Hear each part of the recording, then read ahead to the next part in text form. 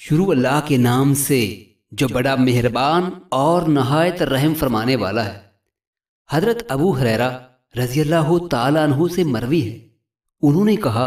کہ ہم رسول اللہ صلی اللہ علیہ وآلہ وسلم کے پاس بیٹھے ہوئے تھے، کیا دیکھتے ہیں کہ گھاٹی سے ایک نوجوان آدمی نمودار ہوا۔ جب ہم نے اسے اپنی آنکھوں سے دیکھا، ایک روایت میں ہے ہم نے اس پر اپنی نگاہیں ڈالی تو ہم نے کہا کاش یہ اپنی جوانی، نشاط اور اپنی قوت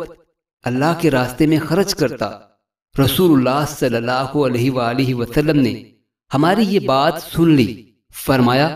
کیا اللہ کا راستہ صرف یہی ہے کہ آدمی شہید کر دیا جائے؟ جس نے اپنے والدین کے لیے دوڑ دھوپ کی وہ اللہ کے راستے میں ہے، جس نے اپنے اہل و عیال کے لیے کوشش کی وہ اللہ کے راستے میں ہے، جس نے اپنے نفس کے لیے اسے پاک کرنے کے لیے محنت کی وہ اللہ کے راستے میں ہے، اور جس نے دوسرے پر بڑھوتری حاصل کرنے کے لیے کوشش کی وہ شیطان کے راستے میں ہے، اور ایک اور روایت میں ہے کہ وہ طاغوت کے راستے میں ہے۔